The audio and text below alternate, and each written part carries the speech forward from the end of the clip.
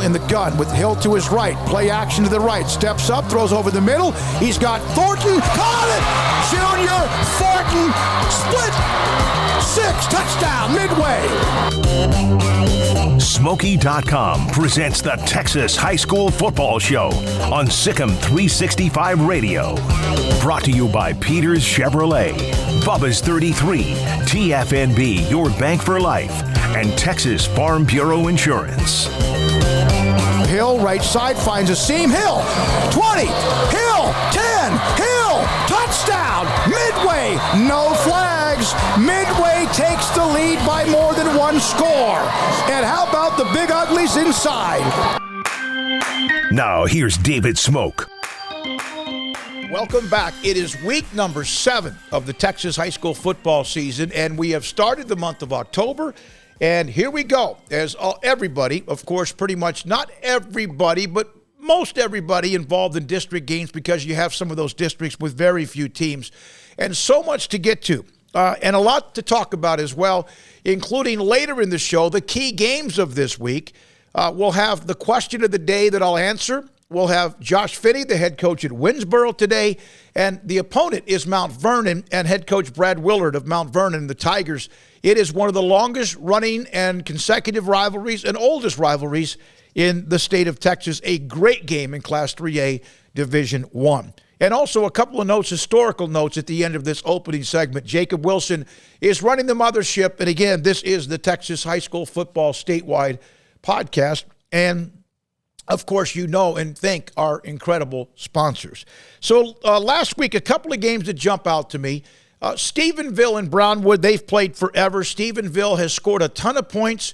Eventually, they're in that same district with China Spring, with La Vega. Alvarado, of course, seems to be better.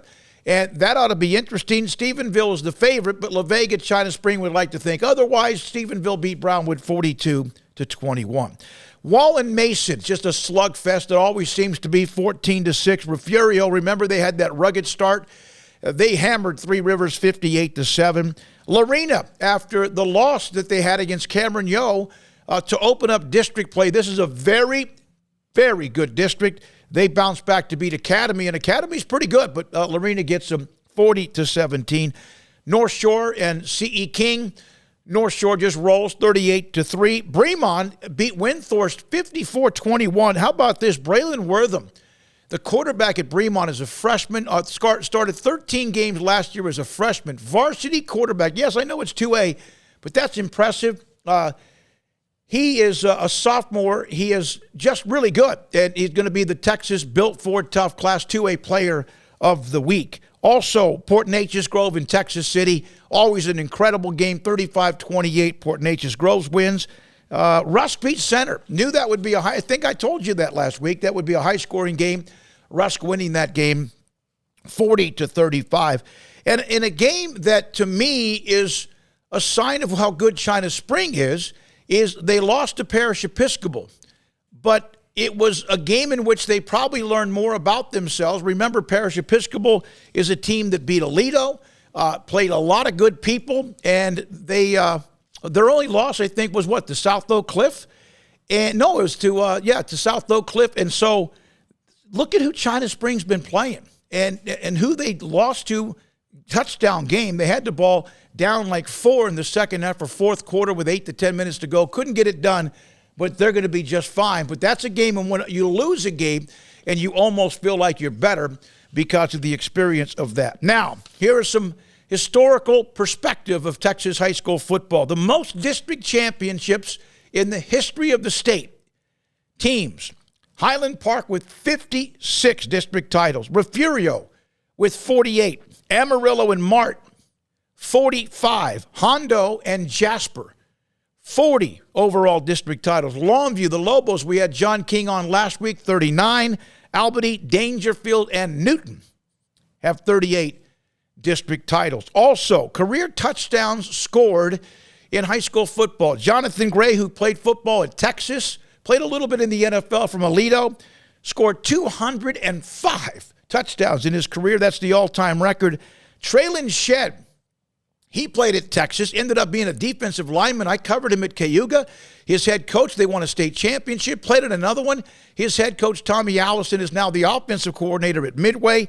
Traylon Shedd at 145. Look how much of a gap that is between where Jonathan Gray is and Traylon Shedd second. Corey Kyle from Seagraves, 137. Jaquiz Rogers, man, I love watching him play. Lamar consolidated. He then went on to play at Oregon State. His brother was really, really good too. 136 career touchdowns. And another player that I covered, Nathan Jeffrey, played at Cattle Mills at 132. And the thing about Nathan compared to everybody else, I think Nathan did all that in 3 years. But Jonathan Gray, the all-time touchdowns career leader in Texas high school football history. When we come back, a rivalry game this week between Mount Vernon and Winnsboro, the 90th meeting, 62nd consecutive year they've played. They call it the Highway 37 battle. It has been good. Mount Vernon's had the edge most of the way. Another interesting tie to this game is the head coach at Winnsboro, who's a Winnsboro native, Josh Finney, was the head coach at Mount Vernon before he took the job at Winnsboro. And, man, they go at each other. And we'll hear from Brad Willard of Mount Vernon, and then Josh Finney will join us as well from Winnsboro, and also the question of the week on the statewide high school football scoreboard show, and also, of course, the podcast brought to you by 365 Sports and Smoaky.com. Pizza, burgers, and Bears football. There's no place around Waco that serves them all other than Bubba's 33. Come show your green and gold and enjoy some of Waco's best food and beverages while watching your favorite team, the Bears. When real Bears fans get hungry, Bubba's 33 is the #1 spot for ice-cold drinks, hand-stretched, stone-baked pizzas, and bacon-infused burgers. Join us for indoor or patio dining. Bubba's 33, Waco's restaurant and proud supporter of Baylor Bears football. Sick 'em, Bears. TFNB Your Bank for Life is the official local bank of Baylor Athletics. Find out why more Central Texas are making TFNB their bank for life. Sign up for our Edge checking and savings accounts to earn interest or cash back. With 5 convenient locations and an award-winning mobile app, banking has never been easier. TFNB Your Bank for Life. Member FDIC.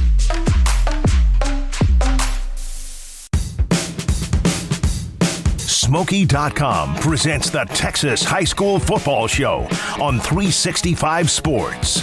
Brought to you by Peters Chevrolet, Bubba's 33, TFNB Your Bank for Life, and Texas Farm Bureau Insurance. Welcome back, and what a rivalry this is between Mount Vernon and Winnsboro. This will be the 90th meeting between Mount Vernon and Winnsboro, and we're now joined by Mount Vernon head football coach Brad Willard, former Baylor running back, played at Cedar Park High School on the 365 High School podcast. Brad, this seems to be one where people in the area, Highway 37, all that, they know, but it's kind of under the radar. How intense is Mount Vernon and Winnsboro? It's very intense. We're really excited. Our kids are excited. And it gets, whether it be First Baptist, Mount Vernon excited, whoever it is in town, it's a biggest game of the year for the towns of Mount Vernon and Winnsboro. And I've done some history on this. 1935 to 1961, Mount Vernon dominated the rivalry. I mean, I think maybe had a couple of ties and a loss. But it's overall, Mount Vernon has a huge lead in this rivalry. But Winnsboro's had their run. I know Josh was the coach and flipped from Mount Vernon to Winnsboro. Does that add a little edge to the rivalry right now, the current part? A little bit. So our seniors this year were in the 8th grade when Coach Finney was here. And Coach Finney was here for a couple years. So a lot of our kids know Coach Finney, respect him, and he's done an unbelievable job over there. By the way, for those who don't know, it's the 62nd consecutive year, one of the longest, not only one of the longest series of 90, but also consecutive at 62. You've had a great start, and that's kind of expected what Mount Vernon has done in recent years. The game with Paul Pewitt was a shootout. You're scoring a lot of points. McGill's putting up big numbers among others as well. How good are you, and how do you compare, or I know you coaches don't like to compare the semifinals before the semifinals. Where are you think, as a program this year? Well, you said Mackenzie McGill, and he's had an unbelievable start to the year. The Pewitt game is really what started a lot of our injury bug for 2022. So we have quite a few injuries going into this game. And really after the Pewitt game, we lost a starting safety who was if not the best safety, one of the best in the district. Lost him to a collarbone. Braden Bennett, our quarterback, who was the reigning 3A Offensive Player of the Year, he tore his ACL against Pewitt. So we have quite a few injuries on both sides of the ball. So comparing from the beginning of the season to last year, I think it was very comparable. We knew a lot of what we were going to get out of some kids in some key positions, and now it seems to be like a learning curve every single week, and we're hoping to line up in base because that's all we're able to really teach right now. So where are you at the quarterback position and how you've reacted as a team to that? You might be a little familiar with the Russell Athletic Bowl a couple years ago. So we got a little bit of that dynamic going. I told the quarterbacks we've got to earn the quarterback title, so we've got a lot of snap catchers on the offense right now. I was at that game. That was the Johnny Jefferson 299-yard rushing game because Baylor had all their quarterbacks get injured, including had to go to Lynx Hawthorne, who started to play a little bit in that game against Texas. Did you draw that up? Did you go back and watch film, or has your team watched film of what Baylor did? And Coach Briles was there. He's the one that hired you at Mount Vernon? Absolutely. We watched a lot of that game against North Carolina and really just install and showing the kids, teaching the kids, making them believe that the plan we're going to roll out every single Friday is the best chance we have to be successful on not just offense but defense as well. The run that Mount Vernon is on right now, and I know Dickie Meeks was there. I know the late Dickie Meeks. Ricky Joe was the quarterback, and they've had some good runs. This seems to be about as good as Mount Vernon's ever experienced. Why? Our kids total buy-in. And when Coach Briles got here, 4 years ago, and we all came in, it was a completely new coaching staff. The kids really took well to the new style that we were going to bring in, created a little bit of excitement. So it really comes down to the kids, and we have a great coaching staff that Coach Briles hired a lot of our first year here, and a lot of them are still here. So the buy-in from the kids and the coaching staff. 2 years ago, semifinals, Jim Ned won 24-17. In fact, that's the year Winnsboro was able to beat you that year, 30-28. And then last year, 35-28 to Brock, and we know how good Brock has been. But you've been right there at the doorstep. And I know it's about this week, and it's about Winnsboro, and it's about the district. But how close is that? One of those you've been so close you can taste it? Oh, absolutely. I'd be lying if I said it still didn't eat at us as a program, as a community. But it's really been motivating for our kids. And one of the best things that I can say about our kids and our coaching staff is we're not looking to win state this week. That's not what our goal is. Our goal each week is to be 1-0. And that mentality that we carry into every game, I feel like gives us a chance every single week. Brad Willard, head coach at Mount Vernon, with us on the 365 Sports, the high school football podcast powered by Smoaky.com. You did mention to me in that I send an online form to everybody, and I appreciate the fact you helped fill it out, but that your offensive line was somewhat inexperienced. Now that you're going to that almost wildcat-type snap or whatever you're doing, have they grown up enough? Have they reacted as well? I asked about the quarterback, but what about your young offensive line? Oh, absolutely. And we were an inexperienced offensive line coming in, but we had some seniors that got to play 15 games last year that are really anchoring the offensive line. And led by Seth Lee-Todd, he's done a great job at the left guard position. And I think they're enjoying being able to fire off the ball. We pride ourselves in being very even run to pass. That percentage might be a little skewed now the last couple of weeks, running the ball a lot. So our offensive line's getting to really fire off the ball and really doing really well at it. Winnsboro used to be a team that probably ran the ball more than anybody I could ever remember, even back when people started to open it up. And now Kyler Finney has been throwing for crazy amount of yardage. What do you see what they've done to open their offense up with him? Well, again, a testament to Coach Finney and recognizing the kids he has. Kyler's an unbelievable quarterback, but they've got receivers to go with it. And recognizing that talent he had out wide and being able to spread it out and get the ball to a bunch of different receivers. Like you said, they're putting up a lot of points week in and week out. Brad, you played at Baylor in 10 and 11, came out of Cedar Park High School and played for when Coach Briles, and they were starting to build that. In fact, RG3 won the Heisman Trophy when you were there as well. How much fun was that, and what was that like, seeing the program turn the corner from never being in a postseason or never being a bowl team for nearly 2 decades to starting to have that kind of success? I think it speaks to it's a buzzword in coaching and really in every facet of life. But culture wins, and that's what Coach Briles builds. And he has an unbelievable ability for kids to buy in, for coaches to buy in. Half the time not even having to say anything. So seeing how he leads, led that program in Waco, and really how he brought the same thing to Mount Vernon, how he wasn't any different going, from FBS, Big 12, perennial contender to Mount Vernon, 3A Division I. He led the exact same way. So seeing that from the top and that leadership has been a game changer for me. How much do you still stay in touch with him? I try to keep in touch as much as I can. As well as the other coaches that were on that staff as well. The thing about it is what he did at Baylor, before that with Houston, before that with Stephenville, and then, of course, was on the staff at Tech. What he's done, and he did the stuff in Europe, Italy, and the kind of run he had there. What did he do for the city when it came to believing, once he got there, and believing that they could win again? As I mentioned, half the time it's not him having a team meeting, a coaching staff meeting. It's not really that. It's just, the example he leads every single day. He's so consistent, provides hope for kids, puts kids in the best position to be successful, and gives, don't really know the words, but every kid feels important. Every coach knows their role, feels important, feels a part of it. And same thing with the community buy-in. He was very adamant at making sure they knew how important their role was on Friday nights. When he moved on, did he give you a heads up that he would probably recommend you to take over?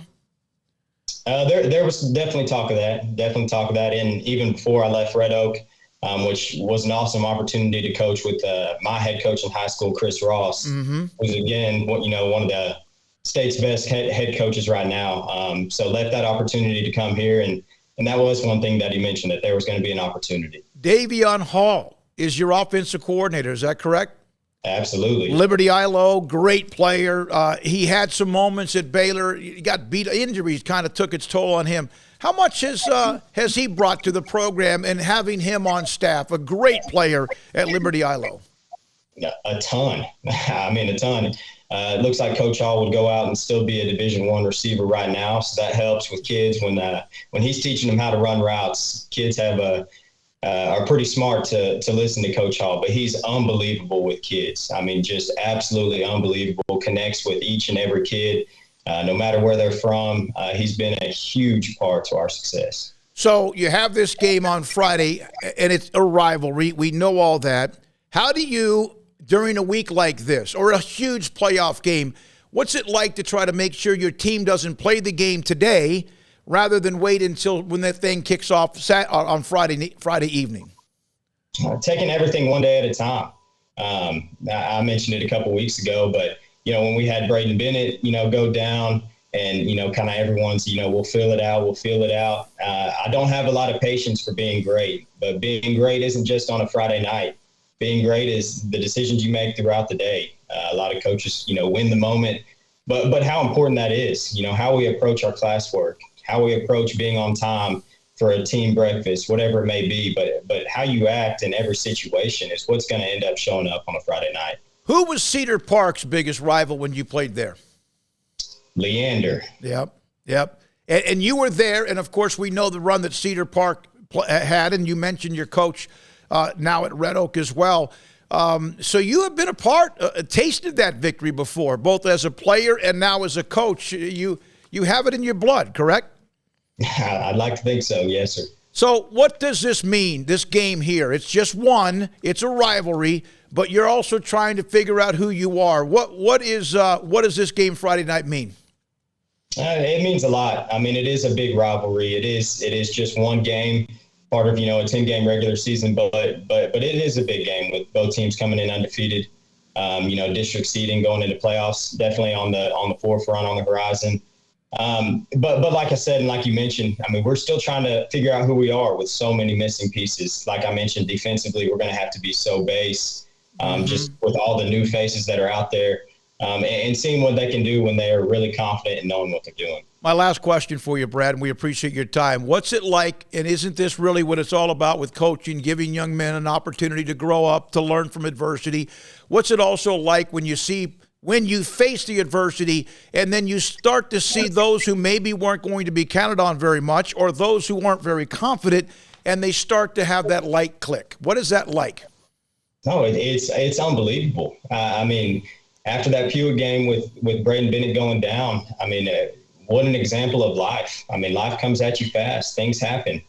Life ain't just going to be, anything's not going to be just given to you, handed to you. You're going to have to work for it. And making sure kids, when we tell them everyone has a role, it might not be starting, it might not be playing 80 plays a game on offense, but you never know when that time's coming. So those teachable moments are really what make coaching special. Mount Vernon 26-4 in the last couple of years, not including what they are 6-0 as they play Winnsboro on Friday night. We appreciate it very much, Brad. Good luck. Thanks for your time. Thank you very much. Mount Vernon head football coach Brad Willard. This is the statewide high school football podcast, 365 Sports and Smoaky.com.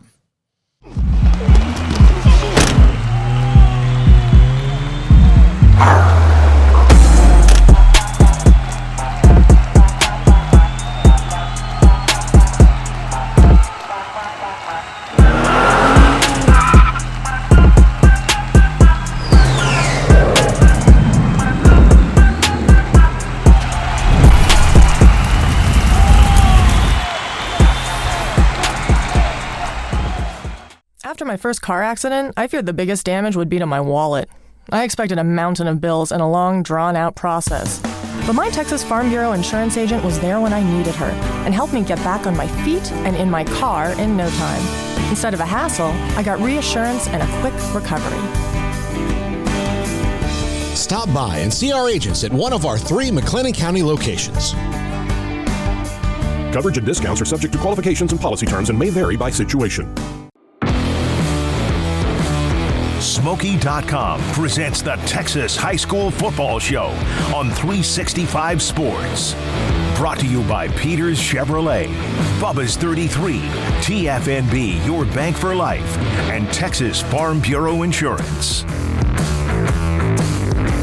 Every single week I try to answer a question or two from you, and we appreciate it. You could always email me, SmoakyHSFB for high school football at gmail.com, SmoakyHSFB at gmail.com, or you can send me a direct message on Twitter at David Smoke. You're someone whose career in sports journalism has ridden several waves in format and medium, but you remain as relevant and influential as ever. First of all, thank you very much for that.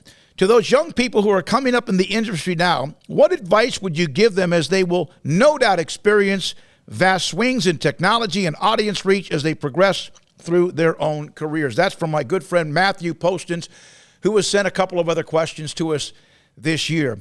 Matthew, first of all, thank you very much for the compliment. I have loved every bit of the 42 years of covering Texas high school football. I've been fortunate to be a part of some incredible memories, and I've shared some of those throughout this year. But what a great question. It made me start to think of where we were back when I started November of 1981, when I was in TV, and I was full-time TV for about a decade, and then still did some TV after that, but went full-time radio in 1990. And even now, the talk show that I host in the afternoon with Paul Catalina and my son, Craig Smoke, it's now YouTube. It's not just terrestrial radio. Things have changed. Technology has changed. The internet changed everything, including me owning a website, Smoaky.com, that started back 20 years ago. My whole thing is just be who you are, be yourself, love what you do, and enjoy whatever you cover. If you are ever in a job and you don't like the job, even if it pays well, yes, that helps because that pays the bills. It helps you set up your future or even your family and your children. But if you don't like your job, why work there? Unless you just can't find something else. I have been fortunate. There have been handfuls of years, not many. I've always, even when I've been miserable, even because I'm miserable because of anything personally or financially or whatever, I've always stopped just long enough and realized man, I'm very lucky. I get to cover sports. I get paid to cover sports. I get paid to go to Super Bowls and Final Fours and championship games. I get paid to go cover games that other people pay to get in to watch. And as far as technology, man, it has changed dramatically. I've told the story, in fact, last week about the young receiver from Marshall, Kenny Smith, who set the state record back in 1985, I think it was, or 83. And I had somebody that was working at the time at Channel 7 meet me. Remember, I had to give him what was a 3/4-inch tape. He took it back to the Bureau in Longview, then fed it by microwave, not like what you zap your food in, microwave to the station in Tyler. Now, with the internet, people can do that no matter where they are, whether they're in Mount Vernon, Winnsboro, Marshall, wherever. So it is easier. No question about it, where you had to usually drive back to the studio and edit, and it was the tape was 3/4 inches. Now everything is basically digital. And it kind of makes me jealous because I used to have the camera, which was heavy, and the heavier the better in a way because it helped you stabilize whenever I shot highlights from the sideline or up on top of the press box. The problem, though, is you had a cord, a black cord, that ran from the camera to the recorder, the 3/4-inch tape recorder, that was bulky. It was very bulky. And then you had to go back and edit it. It took forever. So everything changes. I don't know if I'm answering your question, but it makes me go down a trip of memory lane. I hope you enjoy it. But here's the thing. When you have an opportunity, take it. I remember my father, 1953 graduate of the Naval Academy. When I got into television in 1981, I was making, and I'm not kidding, $180 a week. $180 a week. Barely enough to pay rent for an apartment where we lived. And I remember my dad one time saying, and I'm sure every parent has said this to their kids, you went to college for $180 a week? Before that, I was delivering pizzas. So by getting into television at KTRE Channel 9 in Lufkin, it gave me and put my foot in that. I was able to open the door. And then eventually was able to open it deeper, wider, and then bashed it in. And now have been very fortunate during my career, no matter the ups and downs. I took the job because it was in sports. That's what I wanted to do. I wanted to talk about sports. I wanted to cover sports. $180 a week. I was one time doing a seminar at Stephen F. Boston. They asked me to come down along with others who were in the media business, whether sales, television, radio, whatever. And I remember I said, I'll take any questions. And the first question a guy asked me, how much money can I make? And I said to him, listen, don't take this wrong, but you have your priorities. Not that money's not important, but if that's why you get into business, because you think you're going to make money, like you see guys that are on network television, or even money that now we make in the business I'm in, if that's why you're getting into business, then you're getting into business for the wrong reason, because there are days when the money's not good. There are times when even when the money is incredible, where it's hard. It's not like digging ditches. It's not like laying asphalt on a highway in 100-degree temperatures in Texas. But there are times when the money cannot be why you do what you do. And I think that we've all been caught up in that. The bottom line is technology is going to change by the time I even put this show up in the podcast. It changes all the time, but it's been changing without question for the better. Started out in television, went to radio, regular AM radio, now on podcast with Craig and Paul and everyone else a part of Sikkim 365 and 365 Sports, and it has been incredible. What a run. And we're able to do this now differently than it was 5 or 10 years ago because technology has changed. I know that's a long answer, but thank you, Matthew, as always, for your loyalty, your commitment, and your question. Here's our conversation with Winnsboro football coach Josh Finney. We are now joined by Winnsboro football coach Josh Finney. I've known Josh a long, long time. He's done a great job wherever he's been, and we have discussed the rivalry. 90th game between Winnsboro and Mount Vernon, and also 62 consecutive years these two have met, Highway 37. Josh, thanks for your time. How intense. You've been on both sides of this as a player at Winnsboro, as a coach at Mount Vernon, and now as a coach at your alma mater. How intense is this series and rivalry?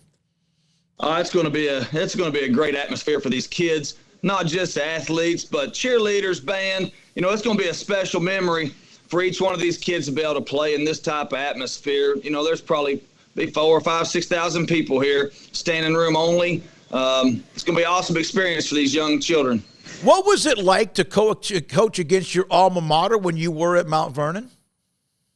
You know, it's tough, you know, but, you know, you got a job to do, and that's to win. So, yeah, no, I know you have to try to beat whoever you're playing against, but now you're there. When that opportunity came out and you were at Mount Vernon, when the opportunity came about for you to coach your alma mater, a lot of coaches are doing that. It didn't happen for the longest of times very often. What was that like? Just a very special moment. You know, I mean, I bleed red, and, you know, to grow up here in the tutelage that I got from my coaches here and having a chance to come back home.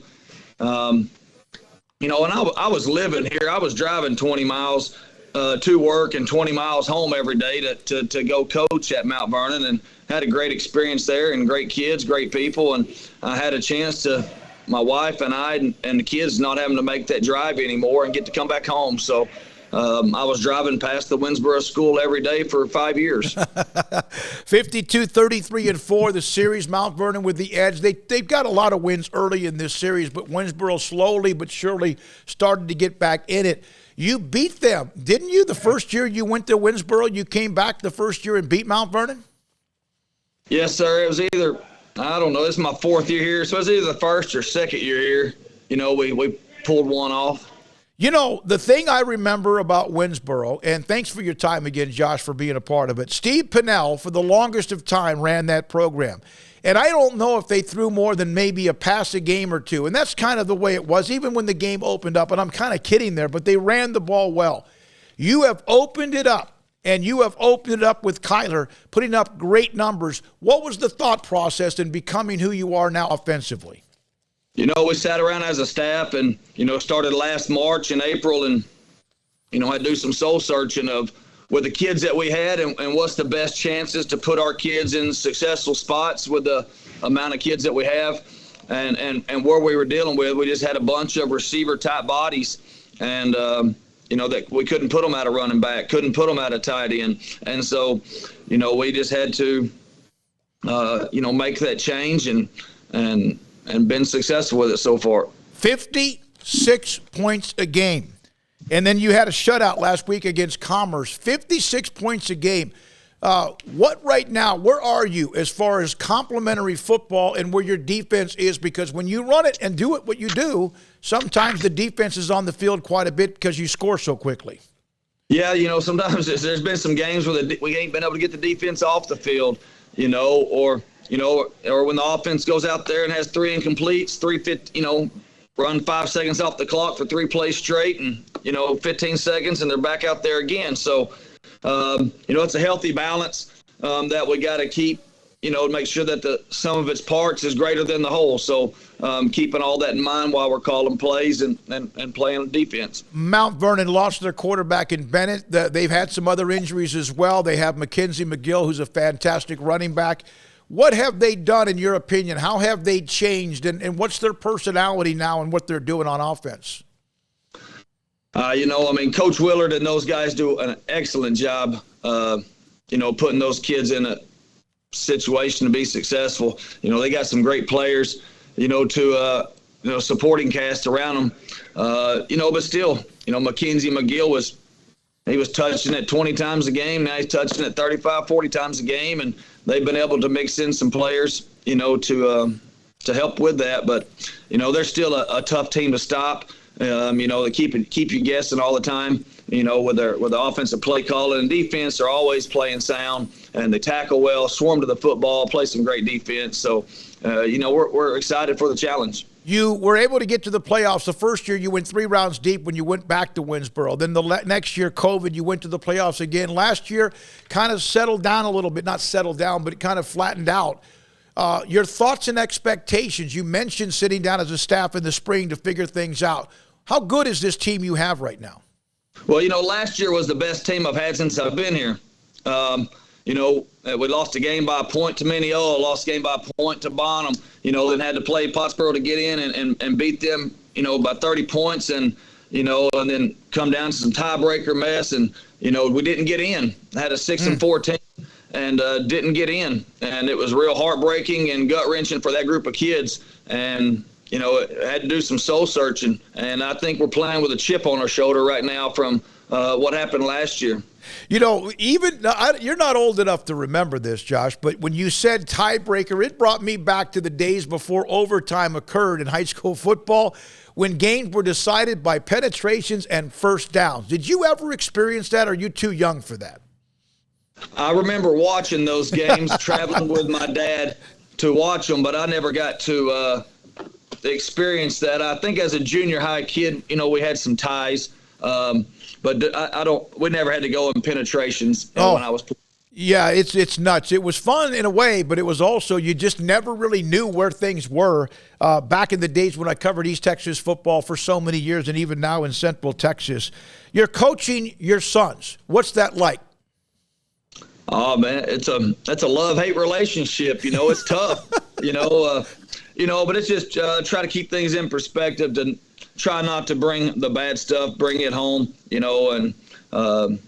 Just trying to be a dad at home and a coach at school. It's tough trying to make a balance with all that. And if I could give any advice to any other fathers that are getting close to coaching their sons, enjoy the moment. Enjoy it. It's going to go by fast, and so just treasure those times.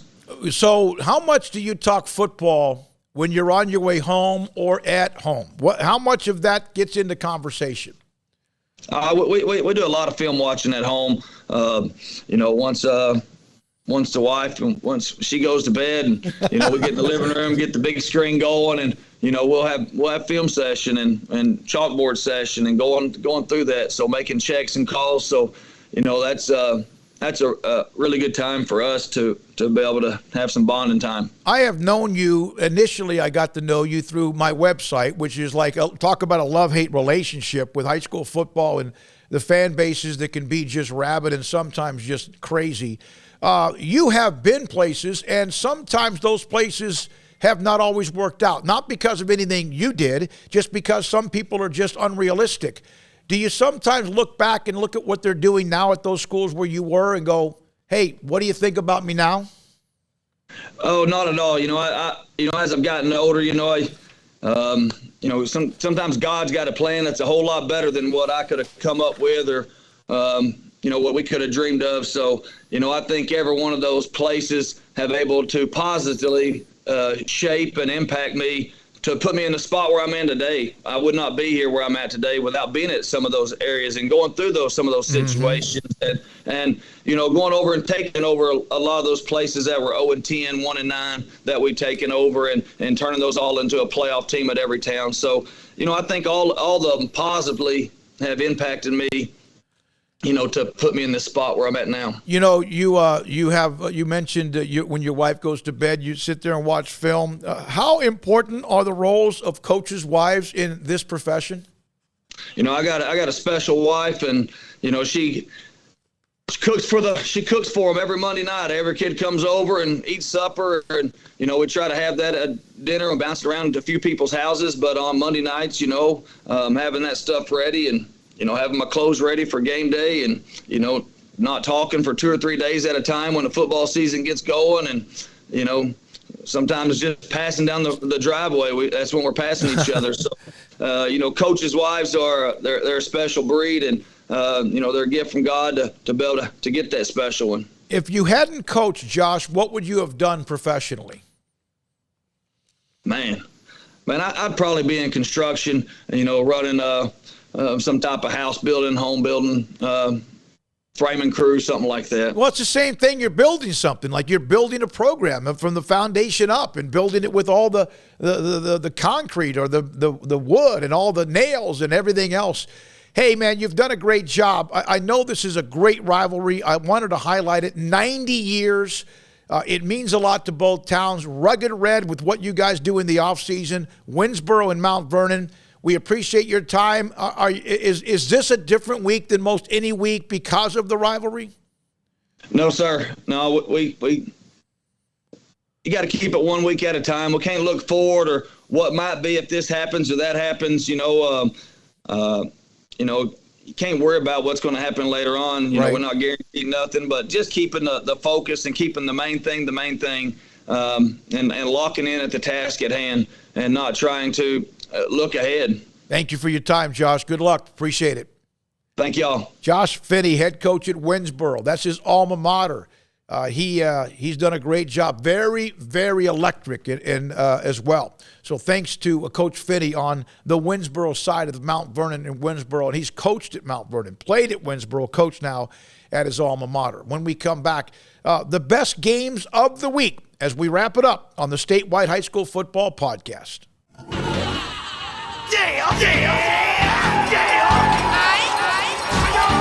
Are y'all ready? What? Yeah! Y'all ready to break the football?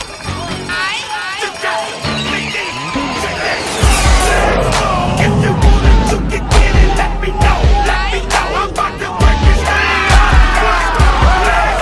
If you want to get it, let me know. I'm about to break this thing up.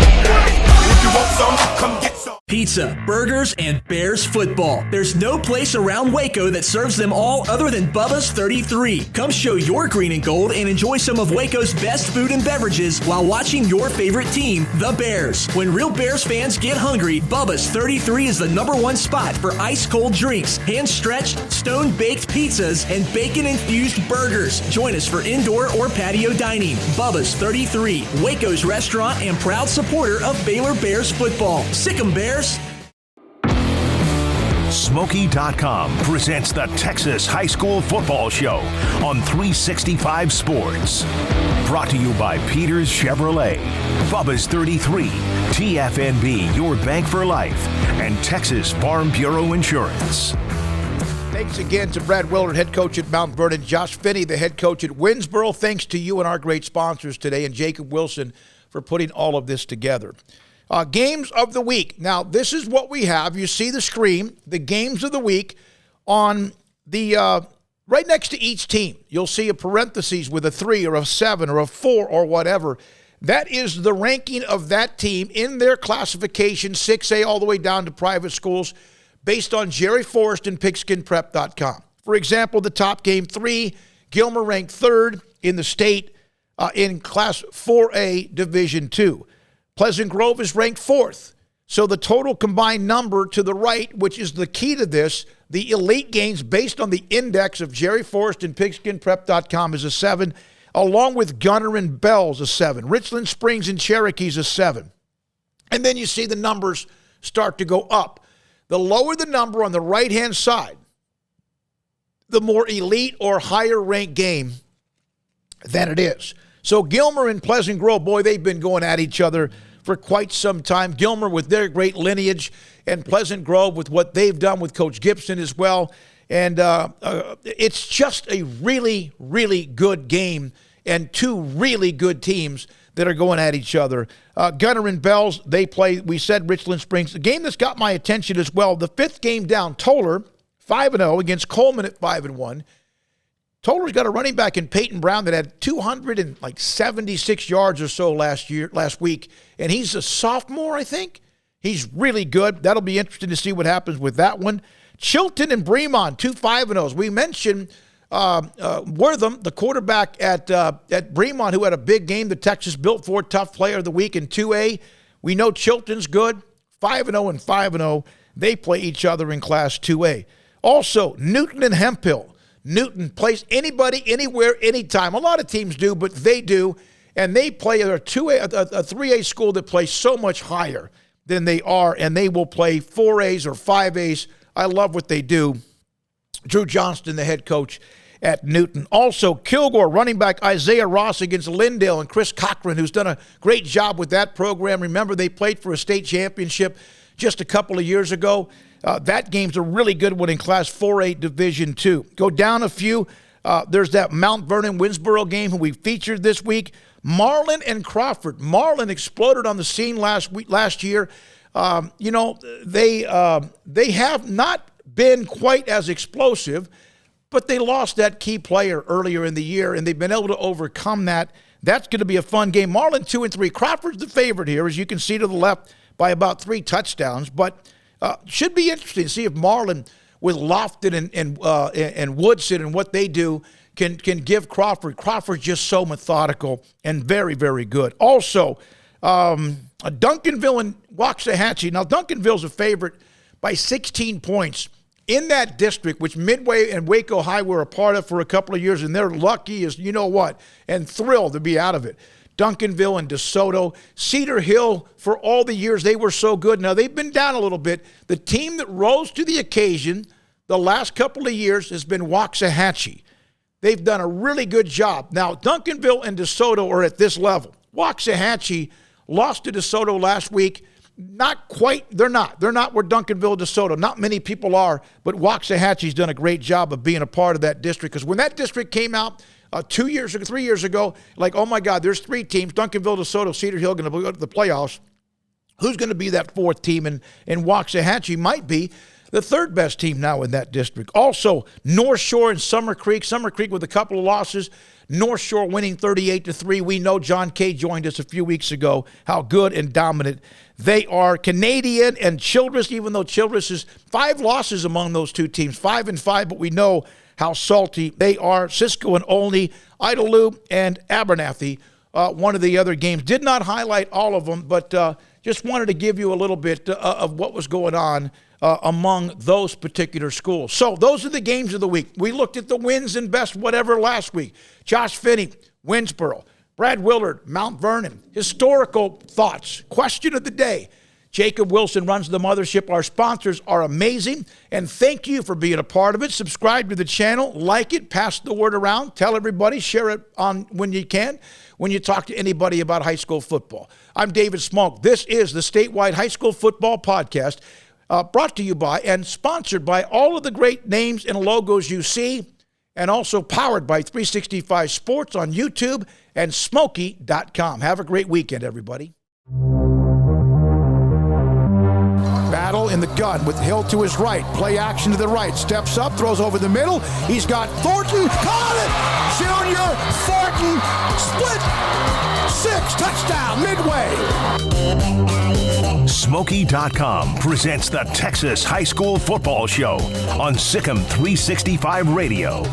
Brought to you by Peters Chevrolet, Bubba's 33, TFNB, your bank for life, and Texas Farm Bureau Insurance. Hill, right side, finds a seam. Hill, 20. Hill, 10. Hill, touchdown. Midway, no flags. Midway takes the lead by more than 1 score. And how about the Big Uglies inside?